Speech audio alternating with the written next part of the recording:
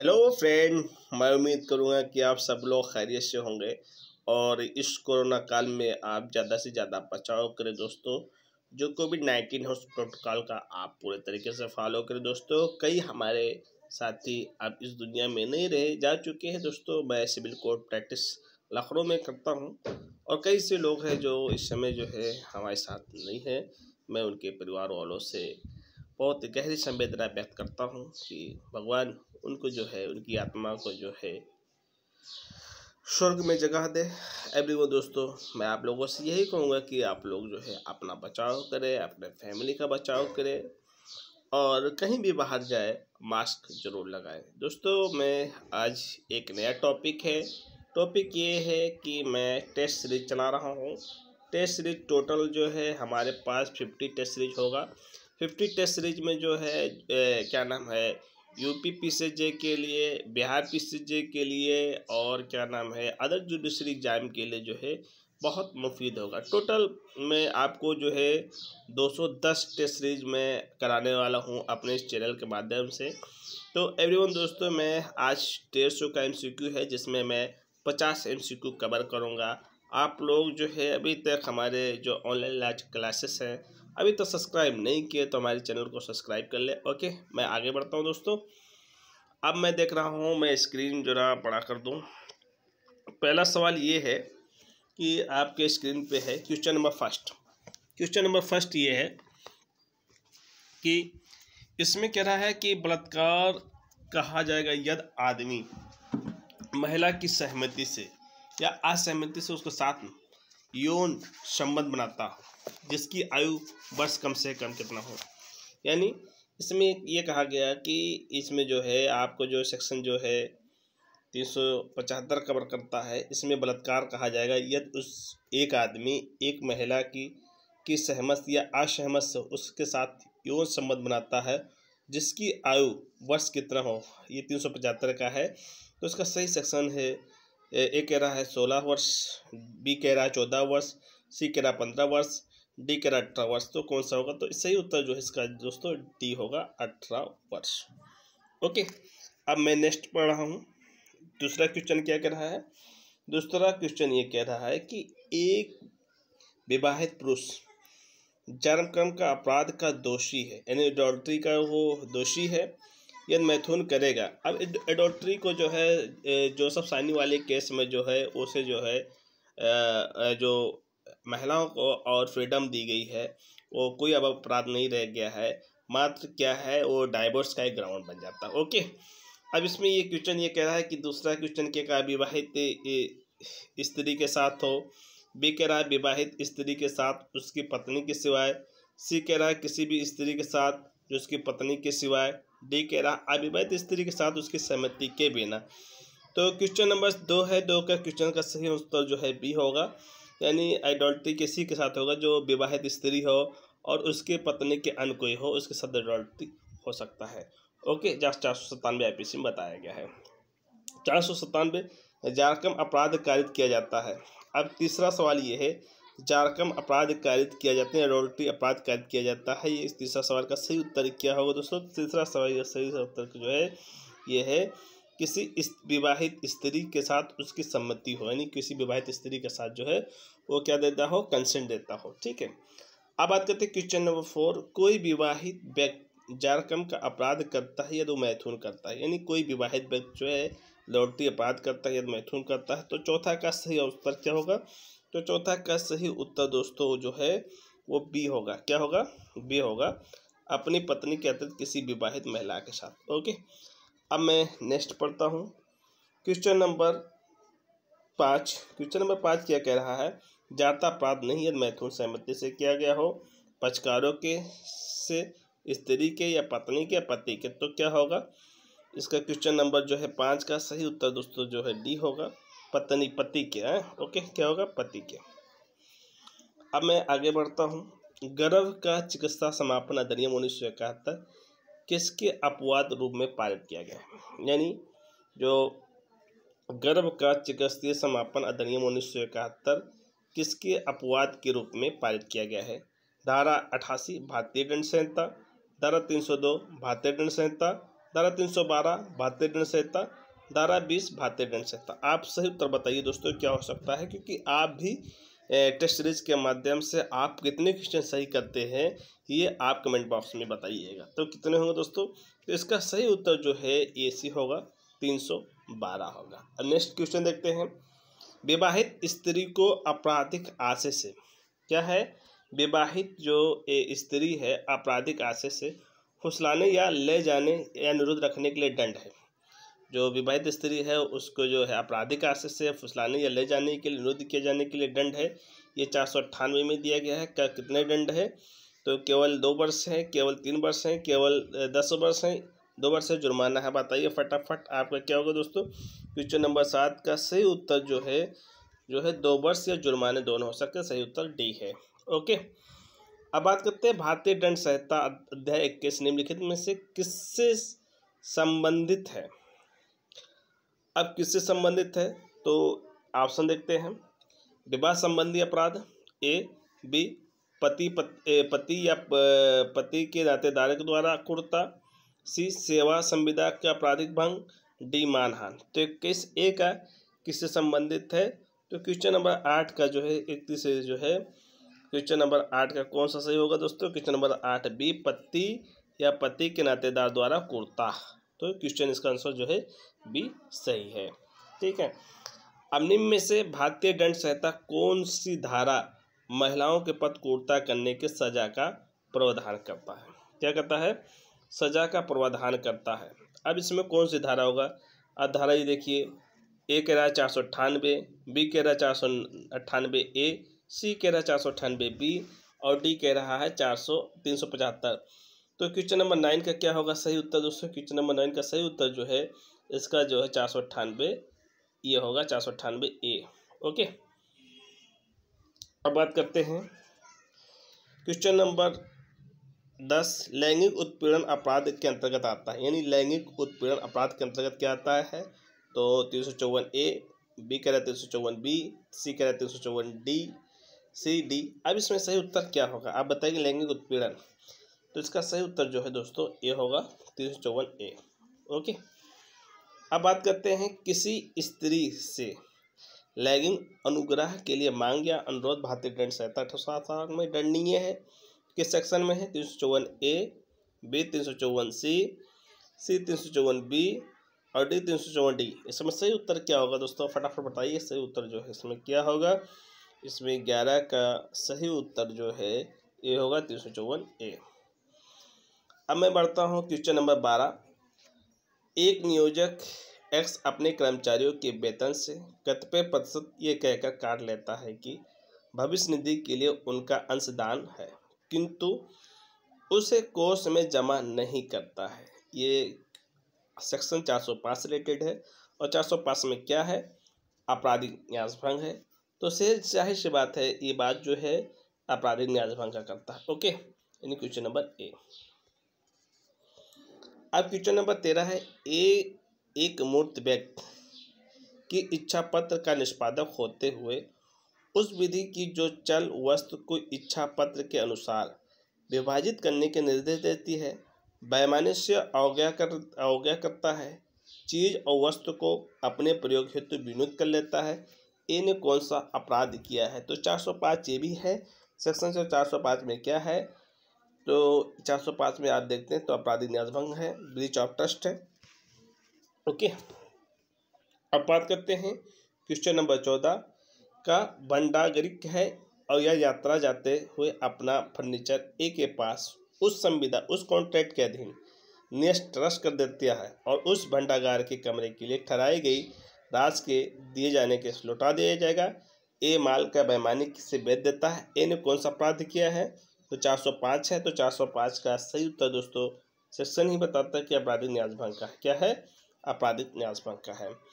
अब question number देखते हैं 15। क्वेश्चन नंबर 15 है एक बैंक का एक कैशियर बैंक से 10,000 रुपये इस नियत से ले गया है कि 1 माह के अंदर रुपया वापस कर देगा। कैशियर ने कौन सा अपराध किया है? तो कैशियर ने 405 में जो है ये क्या आपराधिक न्यासभंग किया है? क्या है? आपराधिक न्यासभंग किया है। ओके, अब बात करते हैं क्वेश्चन नंबर 16 वस्तु जो डकैती की विषय वस्तु है ए की प्रयास पर बरामद हुई थी, किंतु वो डकैत में से एक के रूप में क्या है, वस्तु जो डकैत की विषय वस्तु थी ए की प्रेरणा पर बरामद हुई थी, किंतु वो डकैत में से एक के रूप में नहीं पहचाना गया था, उसको किस धारा के अंतर्गत दंडनीय अपराध के दोषित किया जा सकता है?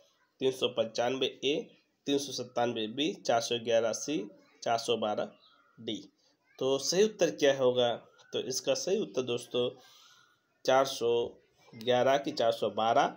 अब इसका जो है क्वेश्चन नंबर 16 का सही उत्तर क्या होगा दोस्तों? तो क्वेश्चन नंबर सही उसका जो है डी होगा 412। ओके, अब मैं आगे बढ़ता हूँ,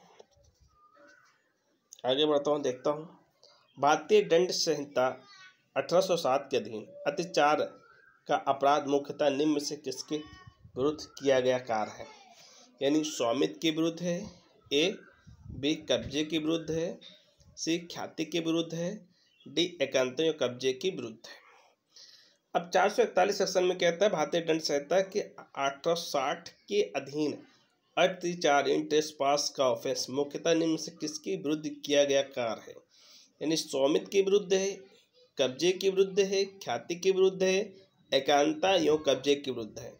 तो 17 का सही उत्तर क्या होगा दोस्तों? क्वेश्चन नंबर 17 का सही ऑप्शन क्या होगा? 17 का सही ऑप्शन जो है बी होगा, कब्जे के विरुद्ध होगा दोस्तों, कब्जे के विरुद्ध होगा। अब बात करते हैं क्वेश्चन नंबर 18, लैंगिक उत्पीड़न का अपराध के अंतर्गत आता है। तो लैंगिक उत्पीड़न 354 ए, लैंगिक स्वीकृति के लिए मांगी गई मांग या अनुरोध क्या कह रहा है? लैंगिक स्वीकृति के लिए कोई मांग या अनुरोध करना, बी लैंगिक आभासी टिप्पणी करना, सी किसी स्त्री की इच्छा के विरुद्ध बलात्कार अश्लील साहित्य कहना, डी उपरोक्त में से सभी। तो आप लोग बताइएगा फटाफट 18 का ऑप्शन क्या होगा सही? तो 18 का सही ऑप्शन बताइए क्या होगा दोस्तों? तो 18 का डी सही ऑप्शन, टिक लगा दी, डी होगा। ठीक है, क्वेश्चन नंबर 19, भारतीय दंड संहिता में कौन से संशोधन के रूप में दर्शन विवरिज्म का अपराधीकरण कर दिया गया है? 354 सी है। तो कब हुआ है? 2015, 1983, 1870, 2013। तो क्वेश्चन नंबर 19 का जो है सही उत्तर जो है डी है, 2013 में हुआ है। कब हुआ है? 2013 में। ओके, अब मैं बात करता हूँ क्वेश्चन नंबर 20, एक पुरुष द्वारा किसी स्त्री के साथ मैथुन करने पर निम्नलिखित में से कौन सी परिस्थितियाँ उसका कृत बलात्कार माना जाता है? अब सवाल ये है कि एक पुरुष द्वारा किसी स्त्री के साथ मैथुन करने पर निम्नलिखित में से कौन सी परिस्थितियाँ उसका कृत्य जो है बलात्कार माना जाता है? तो ए मैथुन स्त्री की सहमति से हुआ हो जबकि स्त्री 18 वर्ष से उम्र कम हो, बी मैथुन स्त्री की सहमति के बिना हुआ हो जबकि उसकी पत्नी तथा उसकी उम्र जो है 15 वर्ष से है, सी मैथुन स्त्री की सहमति से हुआ परंतु स्त्री किसी दूसरे की पत्नी हो, डी उपरोक्त में से कोई नहीं। आप बताइएगा सही उत्तर क्या होगा? इसका सही उत्तर क्या होगा? 20 का सही उत्तर दोस्तों इसका बी होगा, जब आपको 15 वर्ष मिल जाए, मैथुन स्त्री की सहमति के बिना हुआ हो जबकि स्त्री उसकी पत्नी है तब उसकी उम्र 15 वर्ष से कम। ठीक, ये उत्तर ठीक। अब बात आते हैं CRPC 1973, जब परिवाद उच्च मजिस्ट्रेट को किया जाता है, जब परिवाद कंप्लेंट उच्च मजिस्ट्रेट किया जाता है जो परिवाद के लिए सक्षम नहीं है, अब क्या करेगा? अब वो क्या है, कंप्लेंट के लिए कॉम्पिटेंट नहीं, क्या करेगा? अब देखिए क्वेश्चन, देखिए इसका आंसर, यदि परिवाद लिखित नहीं है तब परिवादी को उचित न्यायालय में जाने का निर्देश देगा। ठीक, अगर रिटर्न नहीं है तो कंप्लेंट कोर्ट में जाने के डायरेक्शन देगा। यदि परिवाद लिखित है तब परिवादी को उचित न्यायालय में जाने के लिए निर्देश देगा। अगर वो रिटर्न है तब भी कहेगा कि आप प्रॉपर कोर्ट में जाकर जो है मुकदमा दाखिल करिए। सी कह रहा है स्वयं ही मामले का संज्ञान कर सकेगा, सेल्फ जो मामले को कॉग्निजेंस लेगा। और डी कह रहा है कोई भी सही नहीं है। तो 21 का सही उत्तर क्या होगा? 21 का सही उत्तर ए होगा, जब वो रिटर्न में नहीं है तो कहेगा कंप्लेंट कोर्ट में जाने का जो है वो डायरेक्शन दे सकता है। ठीक, अब बात करते हैं क्वेश्चन नंबर 22, मजिस्ट्रेट किसी अपराध का परिवाद प्राप्त करने पर अनियंत्रित सत्र न्यायालय द्वारा विचारणीय है। अब देख रहा हूँ कि मजिस्ट्रेट किसी अपराध का परिवाद प्राप्त होने पर अनंत सत्र न्यायालय द्वारा विचारणीय है। तो अब इसका सही उत्तर क्या होगा, देखते हैं। ए, उसे निरस्त कर सकेगा यदि उस अपराध का संज्ञान करने के लिए प्राधिकृत नहीं है। बी, स्वयं ही मामले का जांच करेगा यदि वो अपराध का संज्ञान करने के लिए प्राधिकृत है। सी, स्वयं मामले का जांच कर सकेगा अथवा किसी पुलिस अधिकारी द्वारा अन्वेषण किए जाने के लिए निर्देश दे सकता है यदि अपराध ऐसा है जिसका संज्ञान करने के लिए वो अधिकृत अथवा अपराध अन्य सत्र न्यायालय द्वारा विचारणीय है। और डी क्या कह रहा है, परिवादी अपने सब साक्ष्यों को पेश करने की अपेक्षा करेगा और उनकी शपथ पर परीक्षा करेगा यदि वो अपराध जिसका प्रतिवाद किया गया है अपराध अनंत सत्र न्यायालय द्वारा विचारणीय है। तो इसका सही उत्तर 22 का क्या होगा, तो 22 का सही उत्तर दोस्तों जो है डी होगा। क्या होगा, 22 का सही उत्तर डी होगा। जो परिवादी अपने सब साक्ष्यों को पेश करने के लिए अपेक्षा करेगा कि अपने जो एविडेंस है वो पेश करें और उनकी शपथ पर क्या करेगा, एग्जामिनेशन करेगा, परीक्षा करेगा उस पर यदि वो अपराध जिसका प्रतिवाद किया गया है, जो कंप्लेंट किया गया है अपराध अनंत सत्र न्यायालय द्वारा विचारित, तो उसको क्या है सुपुर्द कर देगा। ठीक है, अब बात करते हैं क्वेश्चन नंबर 24 सेशन 359 क्या है, 1, 2, 3, 4 है। अब 23 का जो है कि हम जो क्वेश्चन नंबर 23 का सही उत्तर क्या होगा, 2 है, 369 2। ठीक, अब बात करते हैं जब जांच करने वाले मजिस्ट्रेट की राय है कि जिसे विरुद्ध जांच की जा रही है विकसित व अफवाह प्रमाणता प्रतीक्षा करने में असमर्थ है तब मजिस्ट्रेट विरुद्ध की परीक्षा क्या करेगा। ए, जिले के सिविल सर्जन से कराएगा। बी, अन्य ऐसे चिकित्सालय अधिकारी से कराएगा जिसके राज्य सरकार निर्दिष्ट करे। सी, जिले के सिविल सर्जन अथवा अन्य ऐसे चिकित्सा अधिकारी से कराएगा जिसे राज्य सरकार बताएगा। डी, फार्मासिस्ट से करवाएगा। अब इसका सही उत्तर क्या है, 24 का सही उत्तर क्या है दोस्तों, बताइएगा। 24 का सही उत्तर, 24 का सही उत्तर जो है सी है, जिले के सिविल सर्जन अथवा अन्य ऐसे चिकित्सा अधिकारी से कराए जो राज्य सरकार द्वारा बताए गए हैं। ठीक है, क्वेश्चन नंबर 25, रजिस्ट्रार या उप रजिस्ट्रार कब सिविल न्यायालय माने जाएंगे। जो रजिस्ट्रार होते हैं या उप रजिस्ट्रार होते कब सिविल न्यायालय माने जाएंगे, ये किस सेक्शन में बताया गया है, आप लोग बताइएगा दोस्तों। ये क्वेश्चन नंबर 25 में बहुत इंपॉर्टेंट क्वेश्चन है, कब बताए गए हैं दोस्तों, तो धारा 345 और धारा 346 में ये बातें लिखी गई हैं। ओके, 345 346, जब सत्र न्यायाधीश मृत्युदंड पारित करता है तब उसकी कार्यवाही पुष्टि के लिए भेजी जाएगी। 366, जब जो है सत्र न्यायाधीश जो है मृत्युदंड पारित करेगा तब उसकी कार्यवाही पुष्टि के लिए भेजी जाएगी। तो उच्च न्यायालय को, बी, उच्च न्यायालय के एक पीठ को, सी, उच्च न्यायालय के मुख्य न्यायमूर्ति को, डी, राज्य सरकार को। तो 366 में सही उत्तर क्या होगा, तो 366 का आप बताइएगा सही उत्तर क्या होगा। सही उत्तर क्या होगा, क्वेश्चन नंबर 26 बताइएगा। तो सही उत्तर हम बताते हैं उच्च न्यायालय को। ओके, अब बात करते हैं क्वेश्चन नंबर 27, यदि किसी डांडिक अपील में अभियुक्त की मृत्यु हो जाती है, उसके नज़दीकी रिश्तेदार अपील की जारी रखना चाहता है और वो कितनी अवधि के अंदर आवेदन देना चाहता है। यानी यदि किसी जो क्रिमिनल मामले में अपील अभियुक्त की मृत्यु हो जाती है और उसके नज़दीकी रिश्तेदार अपील को जारी रखना चाहते हैं तब उन्हें कितने अवधि के अंदर आवेदन देना होगा, 4 महीने, 30 महीने कि 60 दिन की 30 दिन। अब बताइएगा 27 का सही आंसर क्या होगा, तो 27 का सही आंसर जो है 30 दिन बताया गया, चालू रख सकता है 30 दिन। ओके, क्वेश्चन नंबर 28, न्यायिक दंडाधिकारी प्रथम श्रेणी न्यायालय द्वारा पारित दोषमुक्त का आदेश के विरुद्ध अपील होगी। कहाँ होगी, जो न्यायिक दंडाधिकारी प्रथम श्रेणी के न्यायालय द्वारा पारित दोषमुक्ति के आदेश के विरुद्ध अपील कहाँ होगी, मुख्य न्यायिक मजिस्ट्रेट दंडाधिकारी न्यायालय में, सेशन न्यायालय में, उच्च न्यायालय, उच्चतम न्यायालय में। तो 28 का सही उत्तर क्या होगा दोस्तों, सही का उत्तर होगा तो सी होगा, उच्च न्यायालय में। यानी न्याय दंडाधिकारी प्रथम श्रेणी के न्यायालय द्वारा पारित दोषमुक्त का आदेश के विरुद्ध अपील होगी, उच्च न्यायालय में होगी। क्वेश्चन नंबर 29 देखते हैं। क्वेश्चन नंबर 29 क्या कह रहा है, ए को मुख्य न्याय मजिस्ट्रेट के न्यायालय द्वारा दोषी ठहराया जाकर 4 वर्ष के कठोर कारावास की सजा से दंडित किया गया है। ए उसी मजिस्ट्रेट से अपनी सजा निलंबित कराने हेतु आवेदन द्वारा निवेदन करता है। उस मजिस्ट्रेट को निम्नलिखित में से कौन सी कार्यवाही अपनानी होगी, तो अब देखिए फिर एक बार पढ़ता हूँ सवाल। एक मुख्य न्यायिक मजिस्ट्रेट न्यायालय द्वारा दोषी ठहराया जाकर 4 वर्ष के कठोर कारावास की सजा दंडित किया गया है। ये उस मजिस्ट्रेट से अपनी सजा निलंबित कराने हेतु आवेदन द्वारा निवेदन करता है और उस मजिस्ट्रेट को तब तक निम्नलिखित में से कौन सा कार्रवाई अपनानी होगी। तो कहेगा जी कि अधिकारिता के अभाव में होने से आवेदन का निस्तारीकरण। बी कहेगा यदि वो उचित समझता है तो उसे मंजूर करना होगा। सी कहता है यदि अभियुक्त विचारणा के दौरान जमानत पर था तो उसका आवेदन स्वीकार करना। डी कहता है सत्र न्यायालय द्वारा आवेदन अग्रेसित करना। तो इसका सही उत्तर क्या होगा? 29 का सही उत्तर दोस्तों क्या होगा? आप बताइएगा। 29 का सही उत्तर ए है, अधिकारिता का अभाव होने के आवेदन का निस्तारीकरण करेगा। क्वेश्चन नंबर 30 है, दंड प्रक्रिया संहिता निम्नलिखित धाराओं में संक्षिप्त विचारणा की प्रक्रिया प्रावधान कहाँ दिया गया है? तो 260 से लेकर 265 में दिया गया। कहाँ दिया गया है? 260 से लेकर 265 में दिया गया है। ओके, अब मैं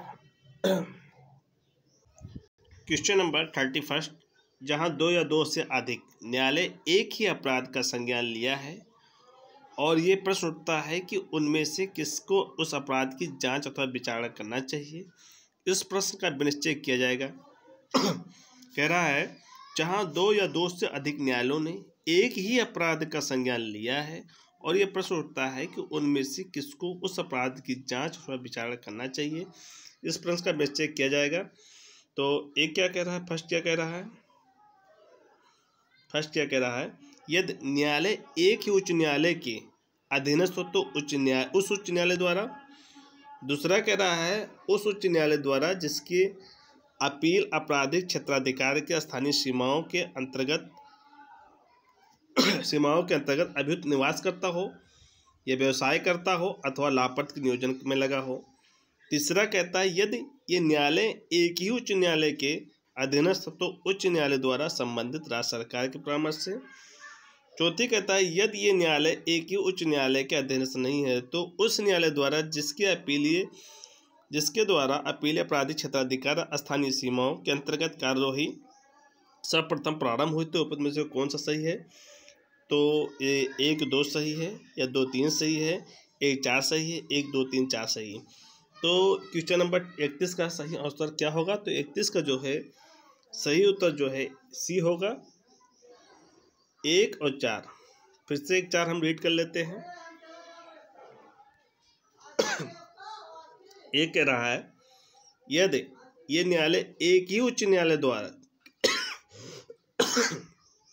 अधीनस्थ है तो उच्च न्यायालय द्वारा, यानी अगर उसको सबऑर्डिनेटेड है, एक ही जो उच्च न्यायालय है उसको सबऑर्डिनेटेड है तो उस उच्च न्यायालय द्वारा जो है किया जाएगा। अब तीसरा क्या कह रहा है? चौथा क्या कह रहा है? यदि जो है ये न्यायालय एक ही उच्च न्यायालय के अधीनस्थ नहीं है तो उस न्यायालय द्वारा जिसकी अपील या आपराधिक क्षेत्राधिकार स्थानीय सीमाओं के अंतर्गत कार्रवाई सर्वप्रथम प्रारंभ हुई थी। तो ये दोनों सही हैं। अब बात करते हैं क्वेश्चन नंबर 32। भारत के किसी नागरिक द्वारा भारत के बाहर किए गए किसी अपराध का भारत में जांच या विचारणा किसकी पूर्व मंजूरी से की जाएगी। अब बात करते हैं इंडिया के में अगर इंडिया से बाहर कोई जांच विचारणा करेगा तो किसकी मंजूरी के? स्टेट तो हो नहीं सकता है, तो यह सीधा सेंट्रल गवर्नमेंट होगा। तो इसका सही उत्तर जो है क्या है? केंद्रीय सरकार। अब हम बात करते हैं क्वेश्चन नंबर 190। दंड प्रक्रिया संहिता 1973 के अंतर्गत कौन संज्ञान ले सकता है?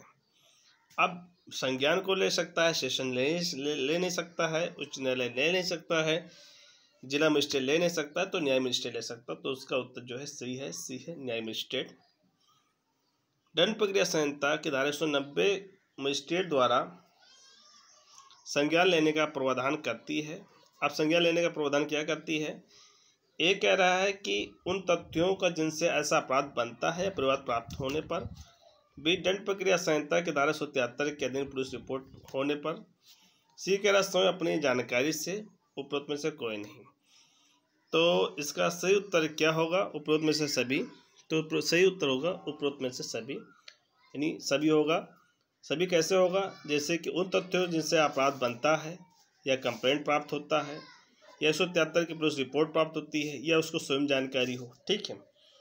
कब एक मजिस्ट्रेट अपराध का संज्ञान करने में सक्षम होता है?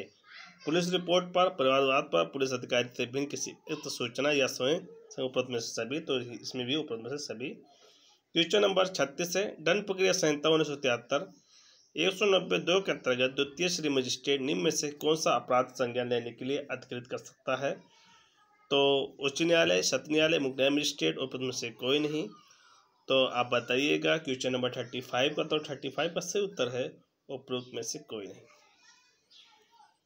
अब बात कर रहे हैं जमानत आदेश में कौन सी शर्त लगाई जा सकती है? अभियुक्त को गवाहों को क्या है प्रभावित नहीं करेगा, अभियुक्त एल्कोहल या अन्य मादक औषधि का उपयोग नहीं करता।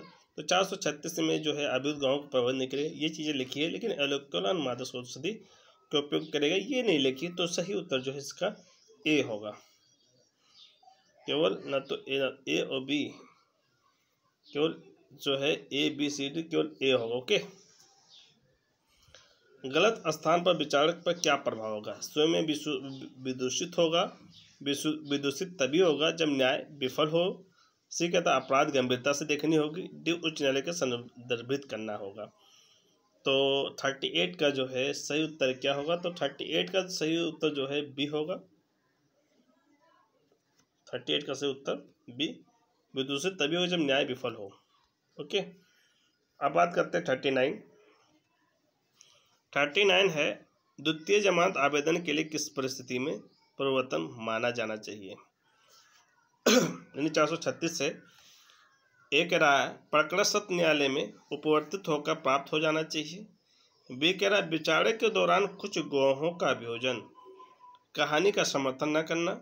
सी कह रहा है एक शाह आरोपी की वरिष्ठ न्यायालय द्वारा जमानत ले लेना। डी उपरोक्त में से सभी। तो इसका सही उत्तर क्या होगा?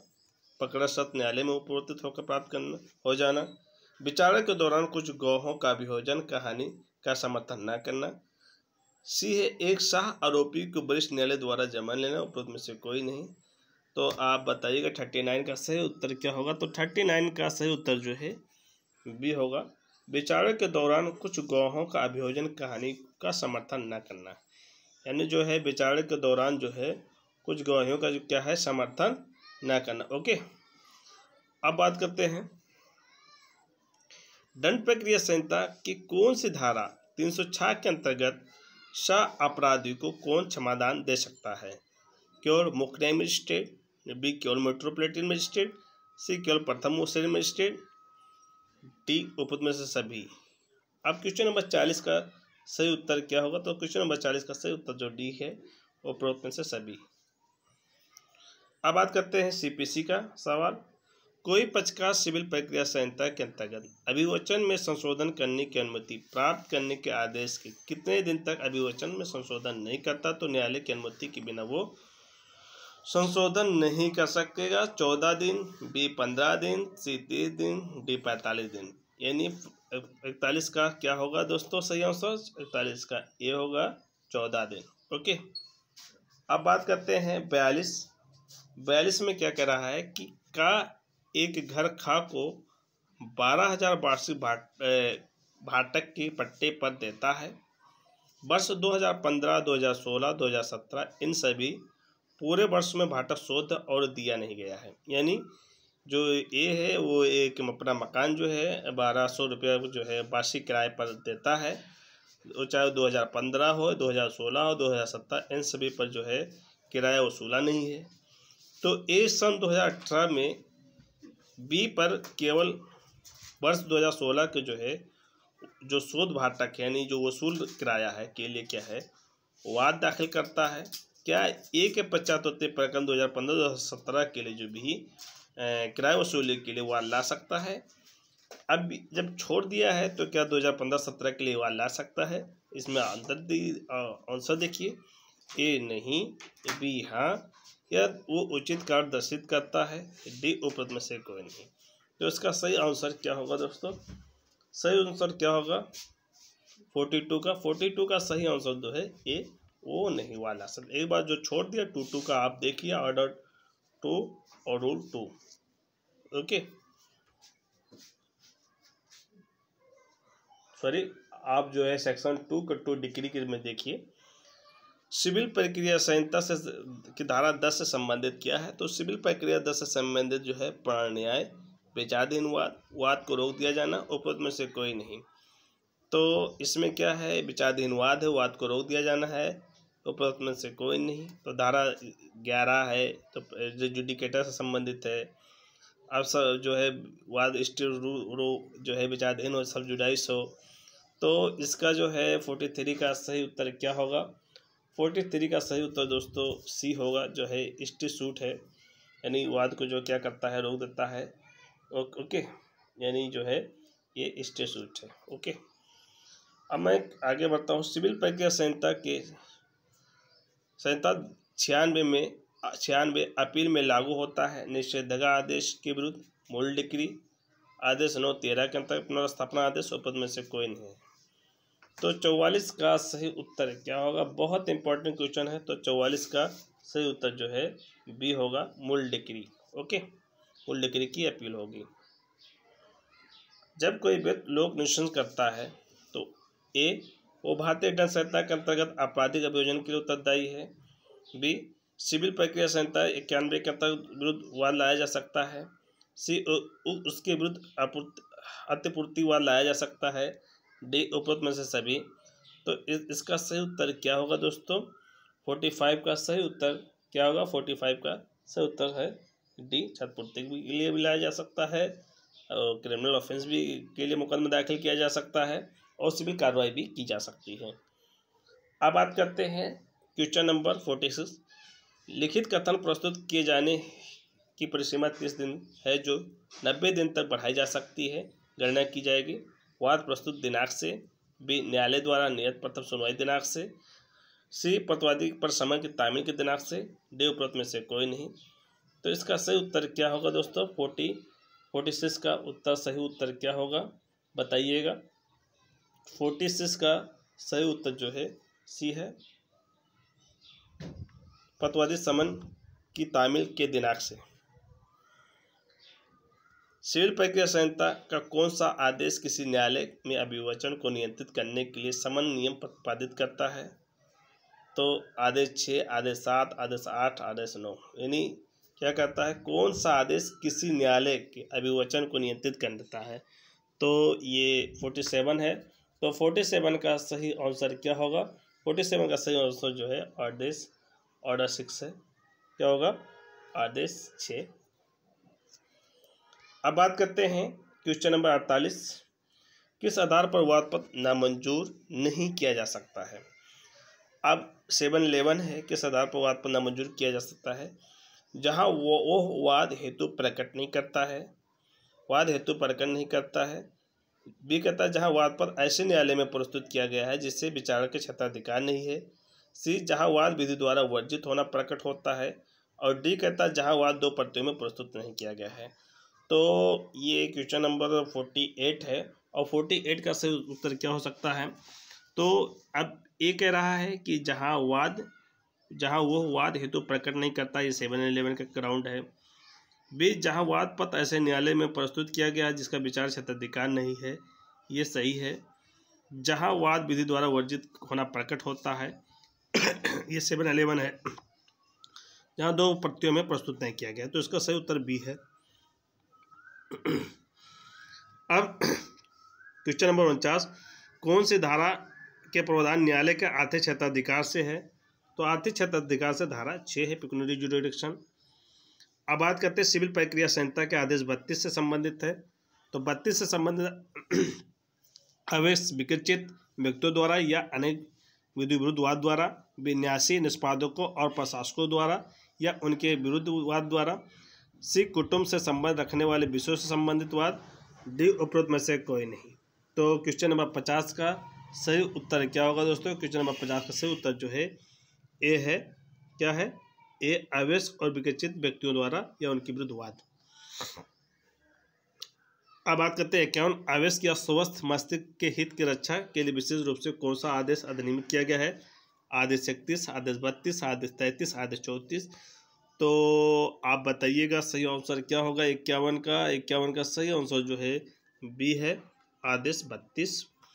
अब बात करते हैं निम्नलिखित में से किस व्याख्या के आधार पर किसी मुकदमे का फैसला उन व्यक्तियों के विरुद्ध रेस जुडिकेटा के रूप में लागू हो सकता है जिनका नाम उस मुकदमे में विशेष रूप से शामिल ना हो। अब इसका सही उत्तर क्या होगा? 52 का सही उत्तर दोस्तों बताइएगा।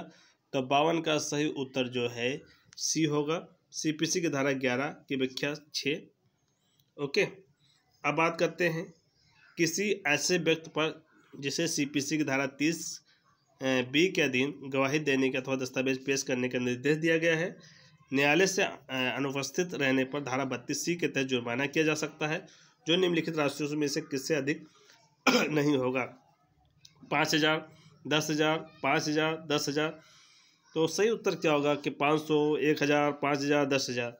तो सही उत्तर क्या होगा?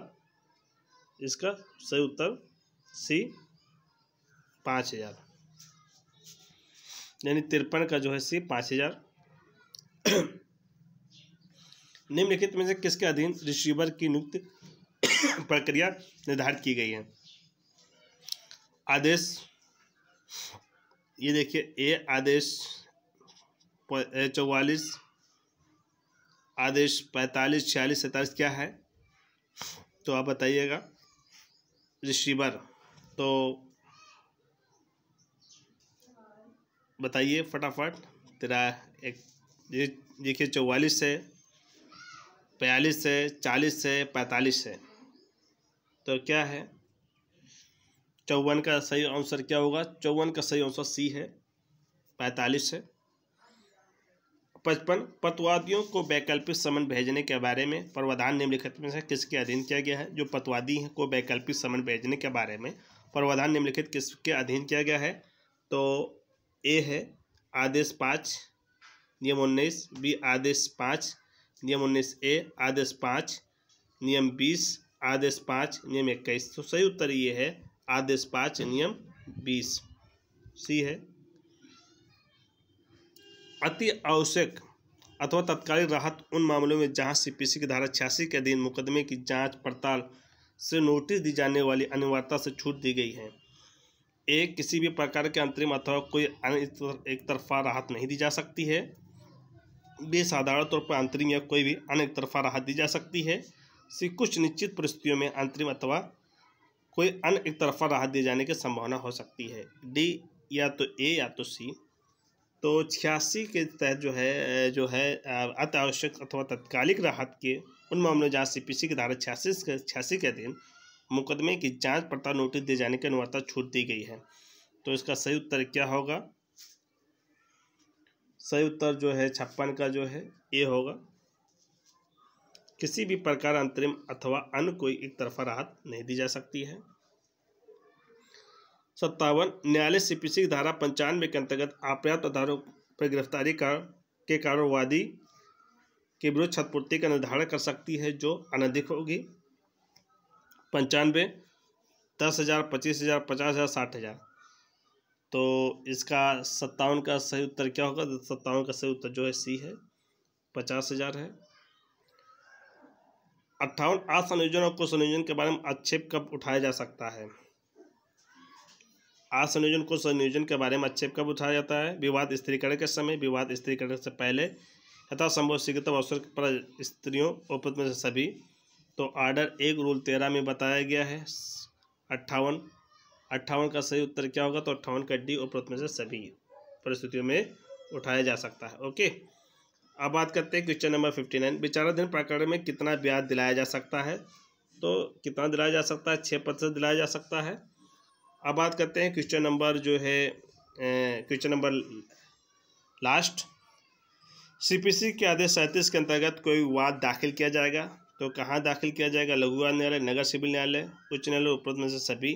तो शायद 60 का जो है सी उत्तर क्या होगा दोस्तों? 60 का सही उत्तर जो है डी है, सभी न्यायालय में दाखिल किया जा सकता है। कहाँ दाखिल किया जा सकता है? लघु न्यायालय, नगर सिविल न्यायालय, उच्च न्यायालय, उपरोक्त में सभी। तो उपरोक्त में सभी यहाँ मुकदमा दाखिल किया जा सकता है। दोस्तों मैं आप लोगों से दरख्वास्त चाहता हूँ, मैं कल फिर मिलूँगा दोस्तों यही सीरीज लेकर। आप हमारे साथ बने रहें। Thank you. Allah Hafiz.